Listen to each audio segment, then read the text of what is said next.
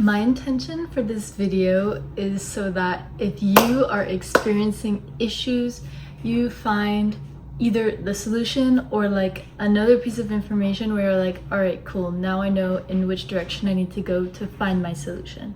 I also want to remind you that I am not a doctor, I'm not a sexologist, I'm just me. Just think of this as like a big sister chat, real life advice from just a normal girl. I've been thinking of making this video for so long and finally I am sitting down to make it. But I feel that this is an issue that so many people, not just women, men also, experience in life and might be a little bit too embarrassed to talk about it in detail or just don't know, never had the resources to understand what to do and how to move forward. And that is with having sex, whether it's just in everyday life or especially in a long-term relationship. I am making this video to give you all of the, maybe not all, but some of my perspective, some of the things that I've learned over the years that can maybe help you. And it's more of a sex education that you probably never got in school because they don't really teach us about this side of having sex. They basically just say, protect yourself, don't get a disease, don't get pregnant, and that's about it. At least that's my experience. So let's talk about the real stuff when it comes to having sex. The things that aren't so glamorous, aren't so sexy, that people don't normally flaunt in front of their friends or in front of people they want to impress. I know that everyone has a different experience of learning about sex education as well as kind of like what they've been through in life, but at least from my perspective, what I was taught, whether it be through actual like school or, you know, through the media, through movies, through like social groups and how it is, you know, in high school and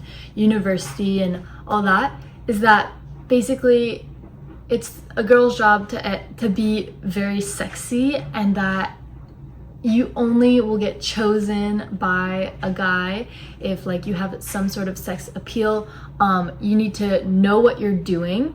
And yeah, it's like really all about the girl to know what positions are the best, like how to please a man and to look good while doing it. Again, that's my experience. You might have a different perspective, but I'm just laying the groundwork so you understand where I'm coming from. And then if we zoom out a little bit and we just look at kind of society, especially right now, what are the things that are deemed as attractive for women? A lot of them are being super skinny, having like wider hips, obviously having boobs, having a butt, and being in your radiance and like having confidence and like knowing what you're doing at all times, which is not the truth for the vast majority of women or even just people, let's say. I feel like this societal expectation works really well for hookup culture, like especially if you're the kind of person that wants to screw around and experiment with other people, which there's nothing wrong with that. I'm just saying that that definitely works best for that because people are kind of looking for someone like really beautiful, a really good time, one time kind of thing, nothing sustainable, and then they move on. And then something really interesting happens when you get into a relationship. Everyone knows about the honeymoon phase, and how like you're still super like chemically, hormonally very attracted to one another. So having sex is super easy. There's a lot of newness. You're learning about the other person, and so the brain loves the newness, loves the spice, you know. And then you fall into being in a relationship for a long time, and that's when everything changes. You get more comfortable with the person. The desire to please and like appear attractive all the time kind of fades away, and you're put into this space of feeling a lot of comfort and finding your authenticity, which oftentimes this can kind of make the romance fizzle out. And I feel like this is something that a lot of people don't talk about in long-term relationships. Some people just like innately know it, or maybe they've been showed it within their family system, but a lot of people have not. And then that's when people kind of like start the decline to like breaking up, because they're like, oh, I'm just not attracted to this person anymore.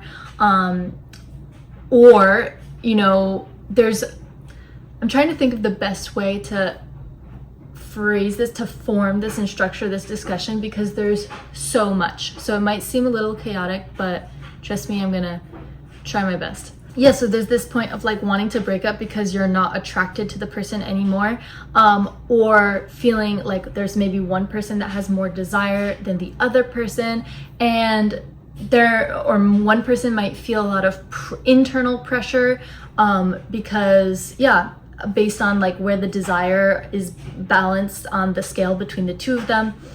And it all comes down to being able to honestly share your experience without shame to the other person being able to receive that and not like fucking manipulate you or be like, oh, you're such a pussy or whatever, like, ew, ew, first of all.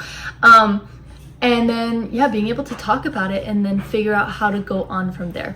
So, I want to bring up a couple of like the possible issues that you can experience. And I know I started this conversation kind of mentioning how this can happen in long-term relationship, but this can happen in like any situation. Like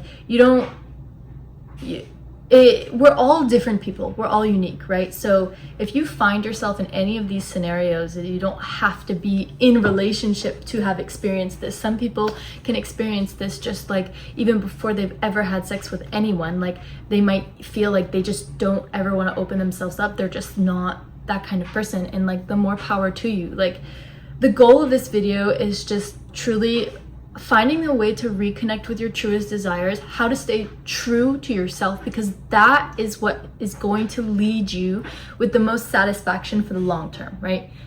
Being authentic to yourself, and learning how to maximize your pleasure without overstepping your own boundaries.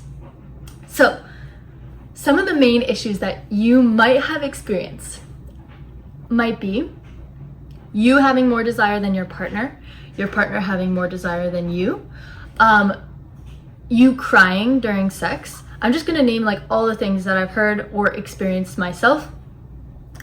Sex being extremely painful, you having a period of having a lot of sex with your partner, and then all of a sudden like your body closes and you just can't have sex anymore. It's like you just feel like it's too much, not being able to stay present, being able to have sex with a lot of different people, but the second it comes to one person, one long-term relationship, not being able to open up, not being able to have sex at all, not being able to have sex without alcohol or drugs.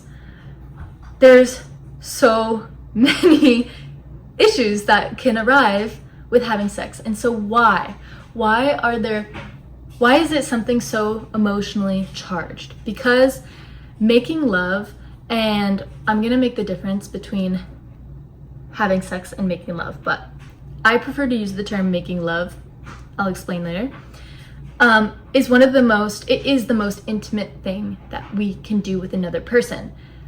There's a difference.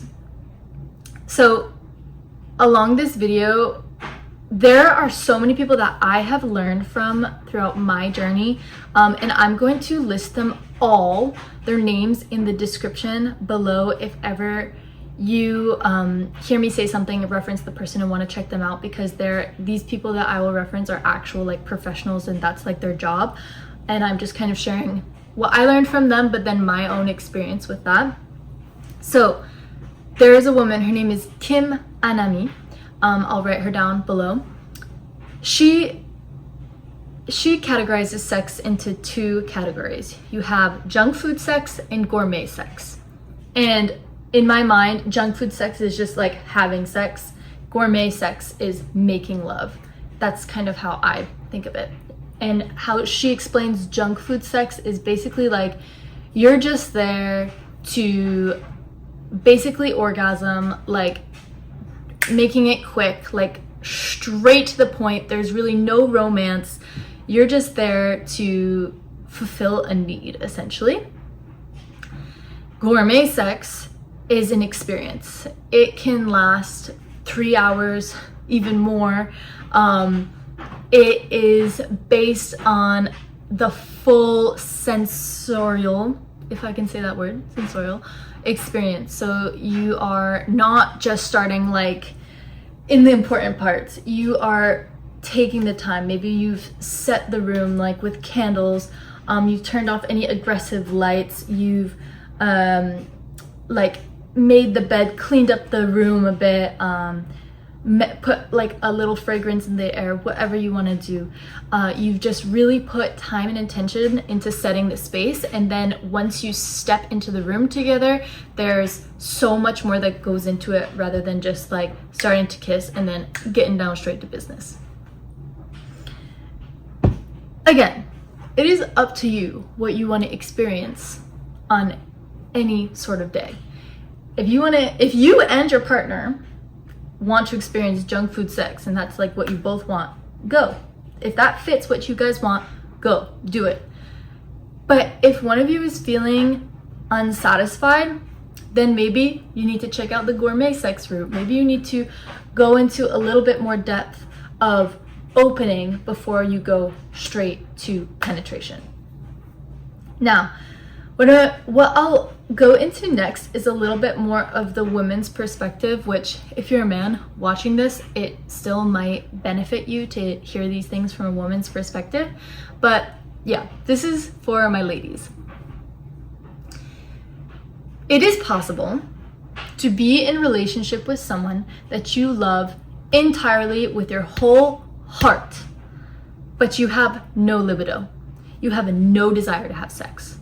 And if this has happened to you, it can be so frustrating. Not only frustrating for you, but frustrating for your partner. And your partner, it could even cause like breakups because your partner might think, oh my God, she doesn't like me anymore. Or if it's happening for the man, the woman can think like, oh, she's not, or whatever gender relationship. This isn't limited to just women and men. It's anyone who's in a relationship. And it's something, yeah, we're all sold this story that basically in relationship you're supposed to be like crazy in love, like all over one another, like it needs to be hot, spicy, passionate all the time, like, or we need to be having sex multiple times per week, all this stuff, which can cause a lot of internal pressure. If you internalize all the signs and symptoms from the media or people around you. However, if your needs are not getting met, then you won't want to have sex. Think about it. If sex is like the pinnacle of intimacy, you need to have your basic needs met before you arrive at even like minorly close to wanting to open. Imagine that you've just had a fight with your partner. It's been like a super long day. You both get home from work. You both had like a shitty day, and then you realize like one of you didn't do the dishes even though they said that you were gonna do the dishes. Your dog's like shat all over the floor. I don't know. You just got a lot of shit going on. You're not gonna want to come home and just like jump in the bedroom and have really hot, passionate sex when all that is going on. I don't know, maybe if that's your kink, go for it. But I think the vast majority of people in that scenario, that wouldn't be their first thought. Why? Because needs are not met.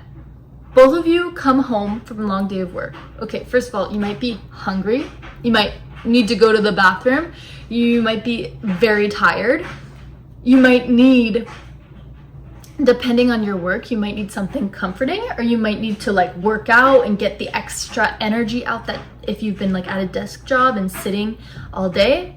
And you probably are used to adhering to other people's demands all day, basically being the bitch of other people. That doesn't feel good. Well, again, depending on who you are, because some people love that dynamic.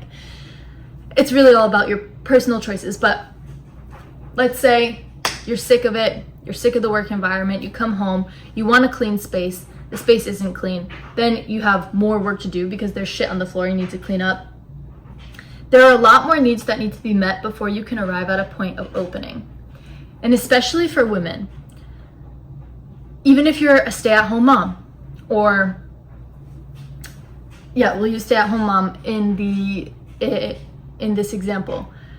If you're used to doing the dishes all day, cleaning up, taking care of the kids, planning out like meals and all this stuff, you have this mental load that is weighing on you. And if your husband or your wife or whoever comes home in this scenario and is like, ooh baby, like let's have a date night tonight, let's go right now, like we've got 25 minutes before we need to go pick up the kids or whatever, like let's have a quick one.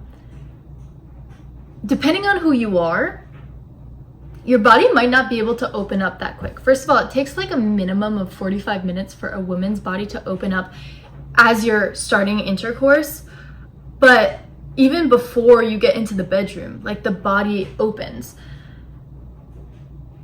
When a woman has that much charge on her shoulders, or weight or load on her shoulders, she might even respond to that being like, what the fuck? Like, who do you think you are saying that to me right now? Like, to her, it might sound like the husband or the partner is not at all aware of her experience, and it can seem really unconscious, and she can be like even more turned off and even more almost disgusted by them in the moment, because it's like, you don't see at all what I've been dealing with all day. And this transitions into a whole nother topic, which is being able to see the other person's experience like objectively and not subjectively. And what I mean by that is by being able to validate the other person's experience, even though you might believe that you've had it harder. Person coming home from work, or let's say both are coming home from work, both had a shitty day, both need to make dinner, prepare lunch for tomorrow, work out, maybe finish some more work, don't know. It's very easy for both of you to be like, I had a shitty day. No, I had a shittier day. No, I had a shittier day. You need to do the dishes. No, you need to do it. Like, and then fights explode, and then you're just going farther and farther and farther away from connection, which connection is what we want, because connection is one step closer to making love. So if you find that you're constantly getting into small little fights with your partner, and you feel like it's just creating more and more and more distance between you two, come back to the self and then come back to the relationship. What I mean by that is, as soon as you get home, sit down, like create a plan with your partner before going into the work week by saying, okay, every single time I come home, I'm gonna need 15 to 20 minutes to, I don't know what you like to do to make yourself feel good. Maybe it's you take a shower, or maybe it's I need to go for a run, I need to work out right away. Maybe it's I need to meditate, eat a snack. I'm not even gonna mention like scrolling on your phone, because scrolling on your phone is literally the worst thing that you can do for a connection. It just spirals our mind and creates all these random emotions from what you're seeing on your page. And although we feel like we're resting, oh, I just need 20 minutes, like I just need to scroll for a little bit, it's literally like a drug, and it's not doing any benefit for you or for your relationship. In that environment, because there are people on social media who say amazing things, right? But I'm saying the action of just scrolling to like, don't mind my position right now, but the action of just like scrolling when really you need something that's gonna regulate your nervous system, not activate. So yeah, do whatever you need for yourself and then come back to the relationship. Now, I always recommend if your partner comes home, welcome them. Welcome them. Give them a hug. Give them a kiss. Like, there's so much research that goes into long hugs, like a hug that's longer than like a second. You know, I forget the exact scientific number. I'm by no means a scientist or a like expert in these things, but I'm just a girl. I'm just a girl, and I'm in a loving relationship. So in a hug that feels good, you know, get close, press your hearts together, like get your bellies together, you know, don't do the like the far hug, like, hey, you know, where you still have a lot of resentment in your mind for maybe a fight that you had before, the fact that you haven't been together all day, so you're like, hey. No, get close and then give each other a good long kiss, you know, longer than just a peck, like a full-on long kiss. Those are scientifically proven to boost dopamine in your brain, to create all the loving hormones and make you just feel closer with your partner. So you can do that as soon as you both get home, and then go your separate ways, make yourselves feel all right, and come back after. That's when it's a great time to discuss about your day, you know, or make dinner together if that's something that you guys enjoy doing. If that's not really how it works and one of you is more of a cook than the other one, like, find a ritual that brings you together after work, right? And again, try to avoid just someone scrolling on the couch while the other person's doing, like, preparing dinner or whatever. Try to make it like a team effort. Remind yourself that you guys are a team. This goes so much more for just like trying to have sex or making love or whatever. It's just a general rule of the relationship. You guys are a team. My husband has to remind me of this all the time because I easily get it in my head that like we're like against one another, or not against one another. It's like, oh, he did all these nice things for me, now I have to do all these nice things for him. Like, almost getting mad that he did all these nice things for me because I'm like, oh, I have to match with all the things. He's like, stop. No, we're a team. Like, you're at 15% right now. I'm at 75. That doesn't add up to 100. But look past my math skills, okay, please. You get the fucking point. You're at a lower percentage than I am. I'm gonna give you some more.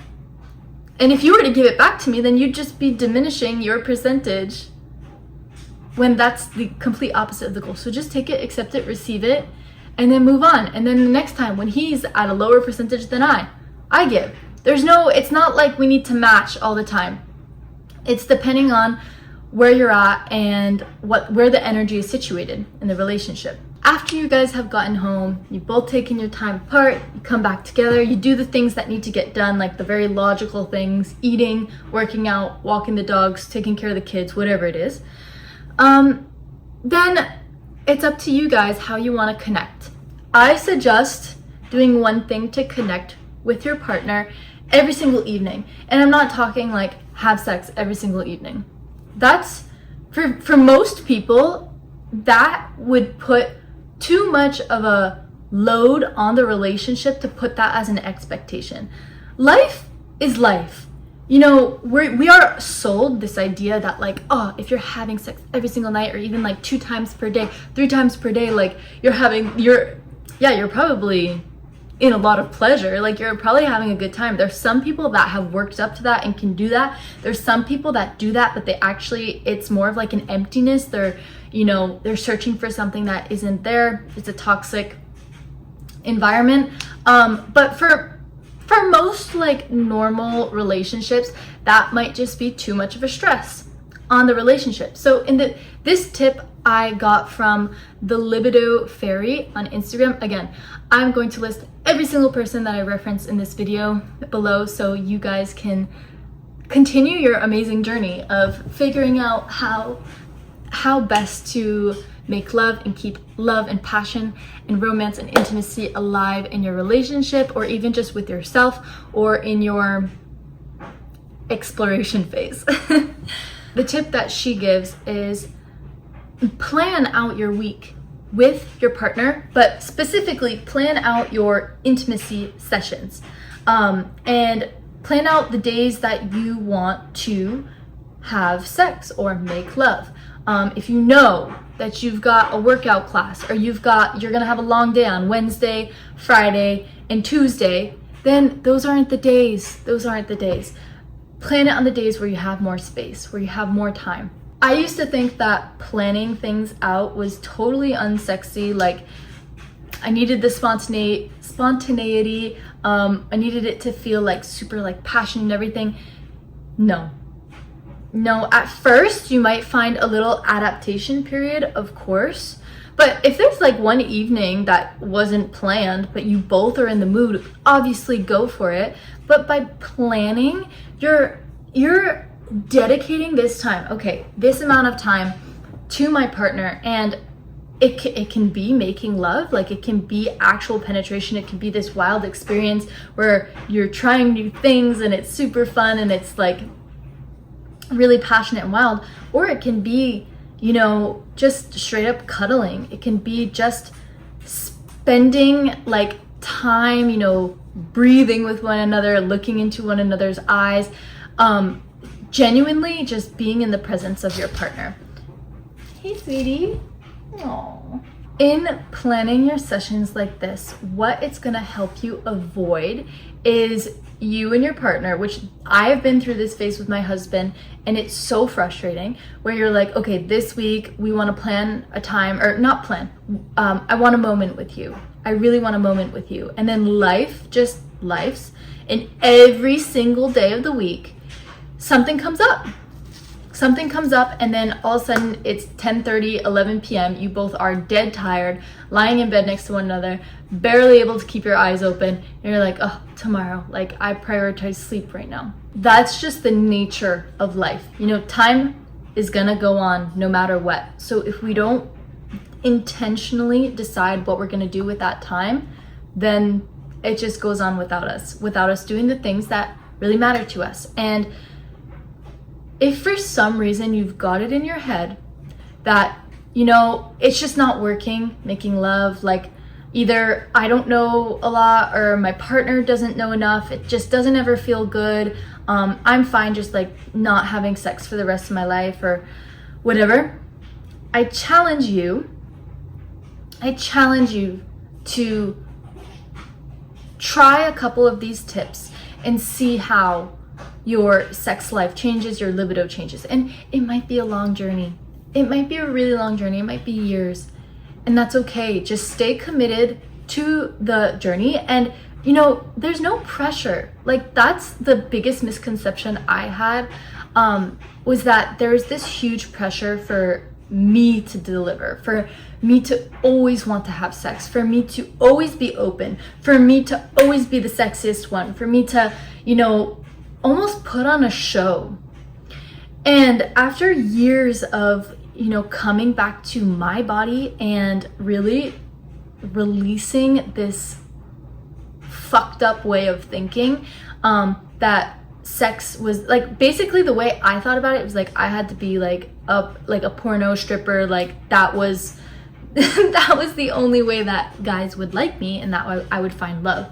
And again, I know I said this a bunch in my last video, but like my current husband, which is why I'm fucking married him, he's the best person ever, like broke all those thoughts down for me. It was like, why do you think that? Like, sex can be fun. You can laugh. It can be playful. You can fuck up. Like, you can just have something not work. Like, I don't know, you can fart, you can be disgusting, like there can be things that happen, and you deserve to have a partner that is able to find the lightness in it, not shame you, not be like, ew, that's weird. By the way, if anyone is judging you for anything in an intimate moment, they're just projecting their own insecurity onto you. that's not your problem, okay? And also, if they're judging you, get the fuck out of there. They do not deserve to be in your circle. Like, you're precious, okay? Know that your body is a temple, and know that you get to decide who enters, who has access to you, right? And it might be a long process. You might have let a lot of people enter your temple who now you've learned, oh, that is not the way I want to go through, or not the way I want to go about this. I want to respect myself more.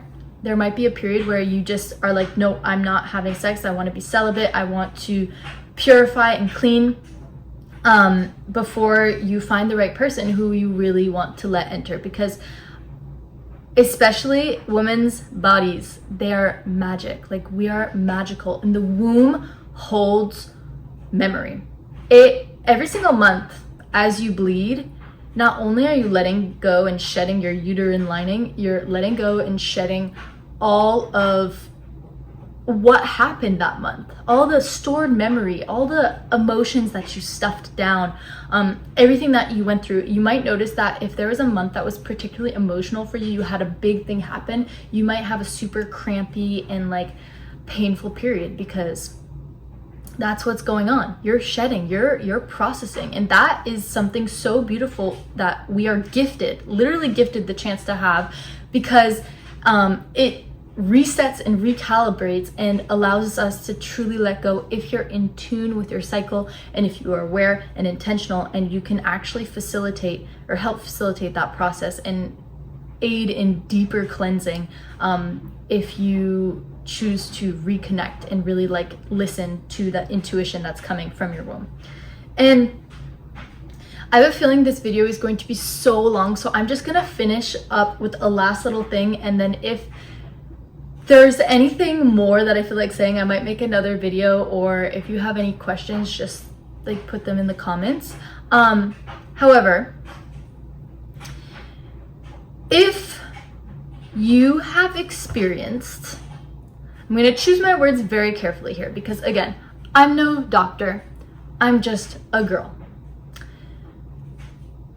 I'm a girl, I've had friends, I've had a lot of conversations with people, and I also have my own experience. If you have been abused sexually, or you have very traumatic memories of sexuality, it doesn't have to be abuse. It could be something that was consensual, that after you said it was consensual, you're like, ooh, no, I did not like that at all, and then your womb and your body stored that as trauma. If you had any just unpleasant experience with having sex, which I'm gonna say is very, very common. Like, think about the very first time you had sex. Y'all for sure didn't even know what lube was. Like, but I'm not a supporter of lube, by the way. That can be in a different video, but like, I'm sure that shit was sandpaper, and like, you can feel the fucking emotion that goes with that, as I mentioned, like your first time.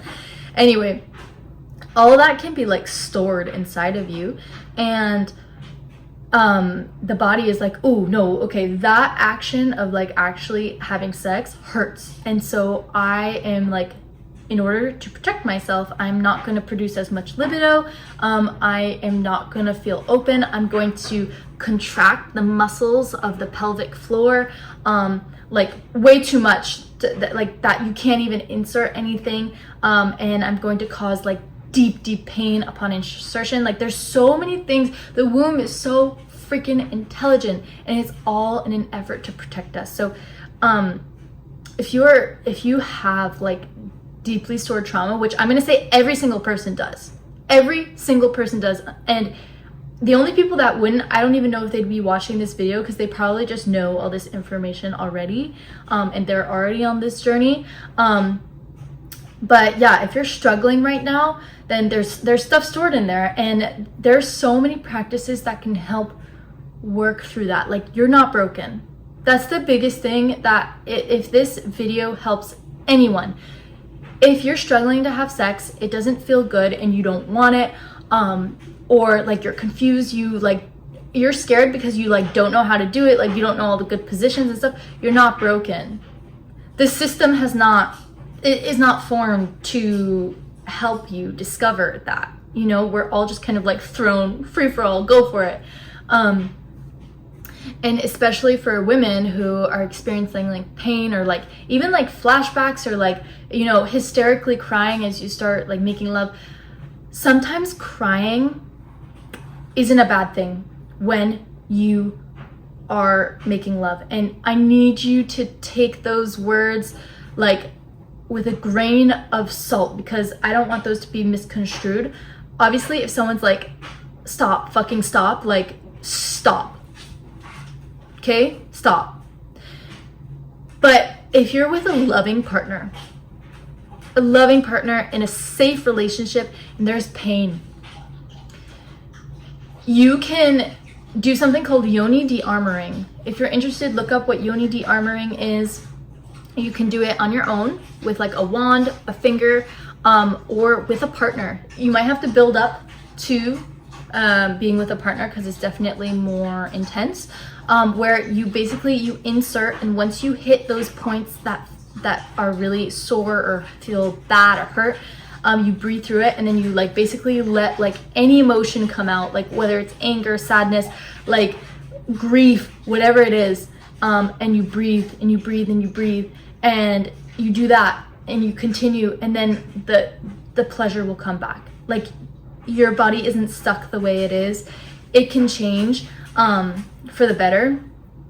As well as yoni steams. Yoni steams are incredible for basically clearing out trauma within the womb space, hydrating, like producing more lubrication. So fuck lube, get lube out of here. If you're using lube, your woman is not warmed up all the way. And obviously I am not well versed in same-sex relationships, so I'm not talking about same-sex relationships because that might be a different situation. I just like don't know. I've never had that experience, so maybe lube is needed there. But I'm talking with different, like if you have a man and a woman, or yeah, man and a woman, like, and you're using lube, it means your woman she's not warmed up. Like I'm sorry, her body's like, no, you still got work to do. You still gotta love me up some more before I feel even remotely like okay for you to enter.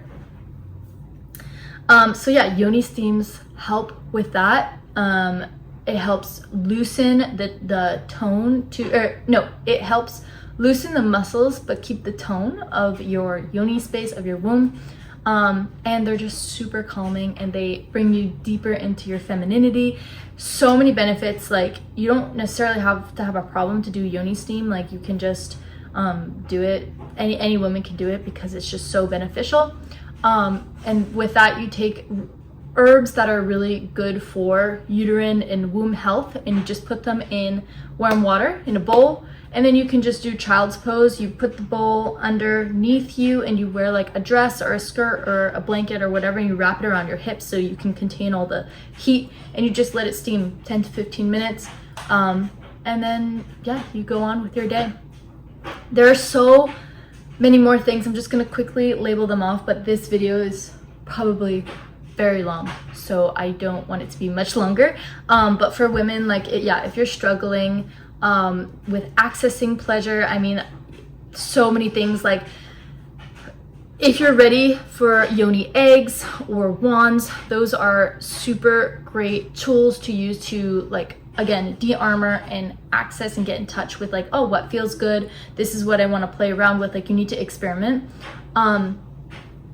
And then if it's just like pure libido, like hormonal, obviously there's things like diet and like look at your lifestyle factors, but then also look at your emotional factors. Are you holding in a lot of emotions? Are you trying to be someone who you aren't? Like, are you trying to be someone who is totally inauthentic to who you are? Because that's gonna cut your libido immediately. If you're a people pleaser and you're trying to please all the time, like you probably have no gas left in the tank. If you have no gas left in the tank, you're not gonna wanna have sex. If you are a bodybuilder and a woman bodybuilder, and it's been years that you've been doing this, you've been cutting your carbs and you've been cutting your fat and you've been cutting it to be as lean as possible, you might experience a lack of libido because your body needs that fuel, that sustenance to want to have a baby. Like, think about it very biologically. Your body, like when you have libido, your body's like, let's make a baby. Obviously, we're not trying to make babies all the time. Like, your situation might not be right for a family right now, but that's what the body's thinking. And so if you're not giving it the nutrients that it needs to be fertile, then you're probably not gonna have high libido. And if you have really high libido, then good for you. Something is working in your equation. And yeah, but if you find you have such high libido that it's like ruining your life, again, you might need to do a little bit of inner work and just see, like, where is this desire? Is there a void within me? Like, what am I trying to fill by like orgasming, coming all the time, without like true connection? Is that what I'm searching for? True connection, which I think I can find it through having sex or having a bunch of hoes or whatever. Like, that's going to be a journey that you'll have to embark on your own. I'm just here to give you a little bit of an idea of maybe where to look or go. And yeah, I hope that you found something beneficial in this video. I sure as hell wish that I had a talk like this before going into my sexual awakening. And there's more that could be said, but again, I don't want this video to be like so long. It's already long. So yeah, if you have any questions, just comment them down below, and I hope you have an amazing rest of your day. Okay, bye.